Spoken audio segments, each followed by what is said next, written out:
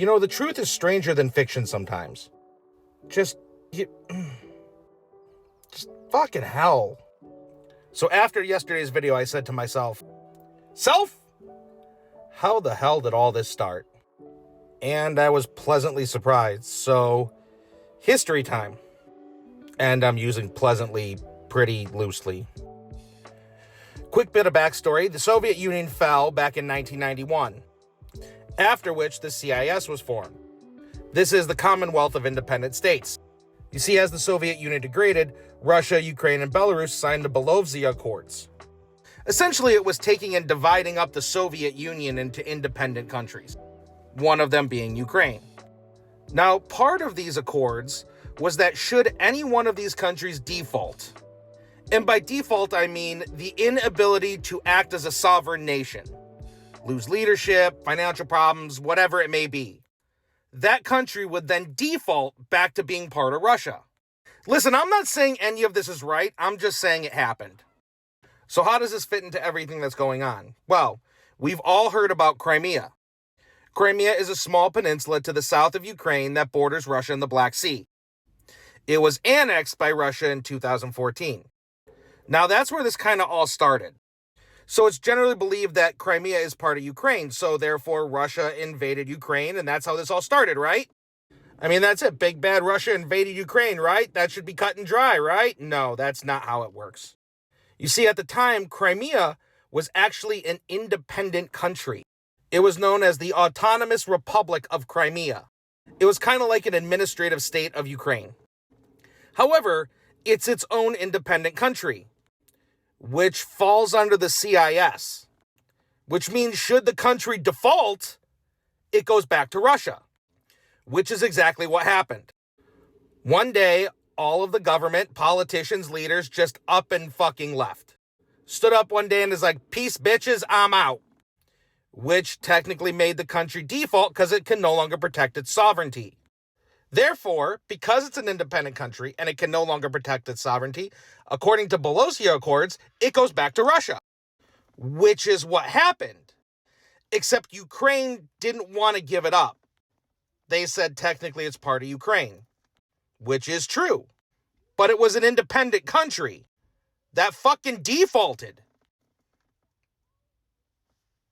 Them's the rules. So how does that lead to the current war? See, during this time on the down low, Zelensky opened up negotiations with NATO. Started texting them like a side piece there, you know? Hey, baby, I want to be part of NATO. Well, that's okay. We'd love to have you. I mean, some bullshit is what it is. So this goes on for a little bit, and all of a sudden, Putin catches wind of this. He's sitting there like, this is not how this works. We had an agreement, a treaty. Now, I can't find any record of it, but I would imagine that Putin reached out to Zelensky and said something along the lines of, so, this is not how the CIS works. This is how the CIS works. Fucking stop now. But Zelensky kept having meetings with NATO.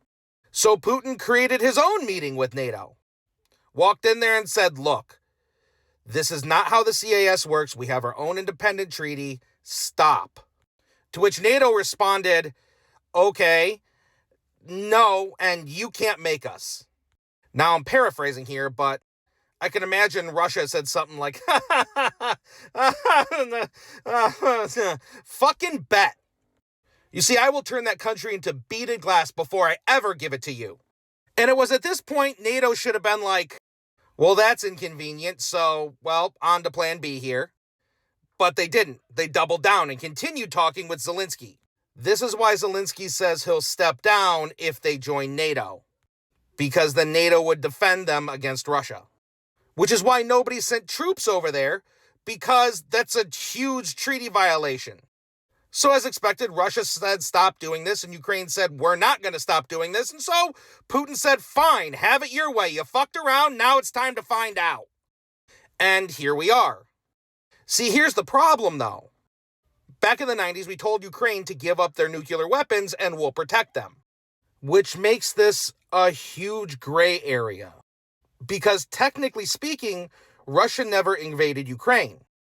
It followed the CIS and the Belovezh Accords and took back a defaulted, independent, autonomous state that couldn't protect their sovereignty.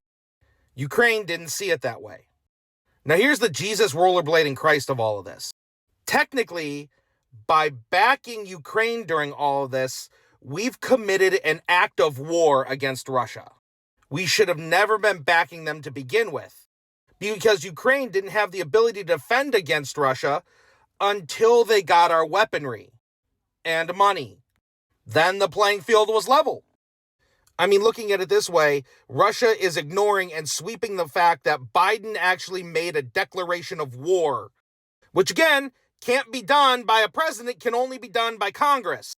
So Biden unilaterally created an act of war against Russia by backing Ukraine without the approval of Congress. This is one of those things I really wished I wouldn't have looked into, because the truth is so much worse. Which again, this is the shit that starts world wars. And there's no politics here, and I'm not trying to fearmonger anybody. I'm just telling the truth as it is. This is all verifiable. You can look it up. That's how I found it. I mean, this puts a lot of things into perspective. And with that being said, thanks for watching. The best way to support me is to like, comment, or share on these videos. And be nice, be kind, be patient.